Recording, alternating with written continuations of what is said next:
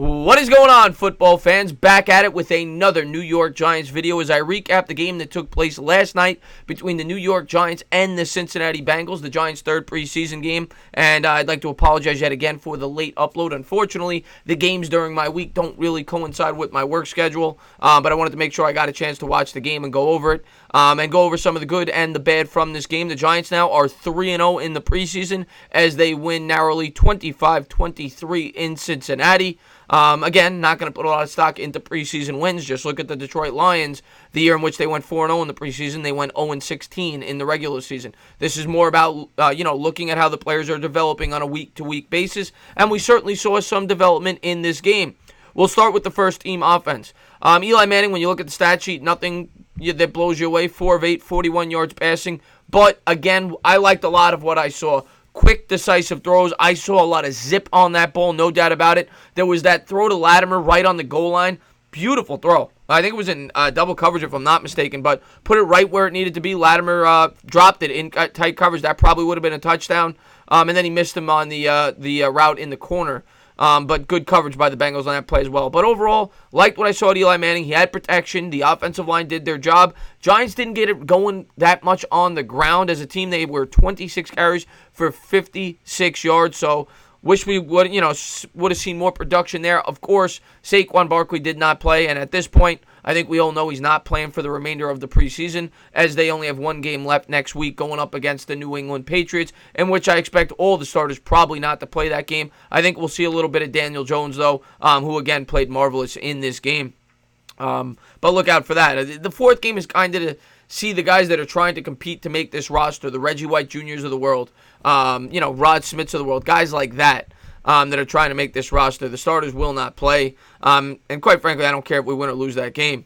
But as far as the second-team offense goes, Daniel Jones yet again stole the show. Coming in, he was a combined 16 for 19 in his first two games. Well, now he is a combined 25 for 30. He's a combined 25 for 30, as he was 9 for 11 in this game for 141 yards. And he made a bunch of really good throws, but two throws in particular really blew me away.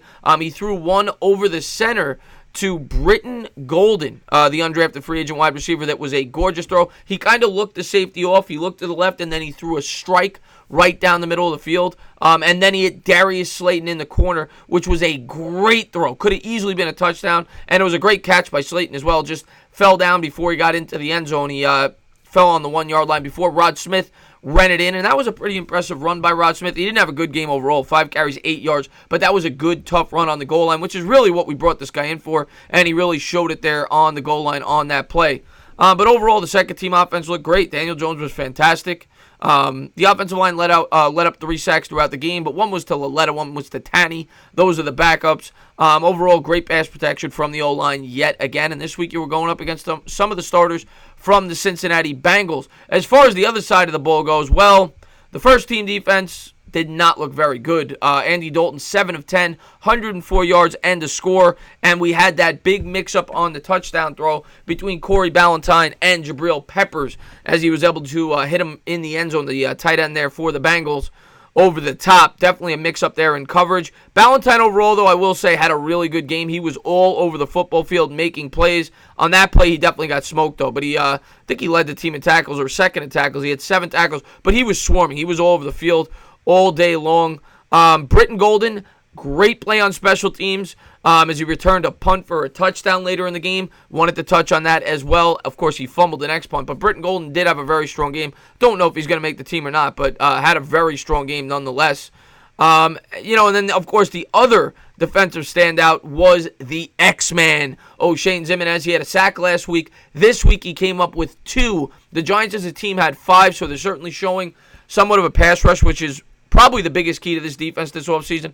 They didn't get any pass rush the first half of last season. I think they had 9 sacks in the first 8 games. They have to do a better job coming out this year and getting after the quarterback, and I think they will. I think they'll have a better pass rush this year. Can't be much worse. The second half, it definitely improved as Lorenzo Carter kind of took off a little bit, B.J. Hill, but I'm hoping that these guys, with the veterans that we brought in, the Marcus Goldens of the world, hopefully the Giants can get a better pass rush this season. We'll just have to wait and see.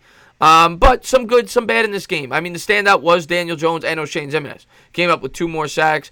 Eli Manning, I thought looked good. The stats may not indicate it, but I like the zippy out on the throw. As far as the tight ends go, Evan Ingram got some action. It was his first game in the preseason. He had 1 catch for 9 yards. He was in there for a limited amount of time. C.J. Conrad continues to be underutilized.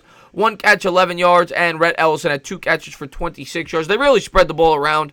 Reggie White Jr. had a long catch for 36 yards. Russell Shepard had a couple of nice catches. But they spread the ball around. I mean, the leading receptions was Perkins, 3 catches, 27 yards out of the backfield as he continues to be utilized in that dual threat role. But coming out of this game, no major injuries. I'm definitely concerned with the first team offense. Did not like what I saw there against Andy Dalton.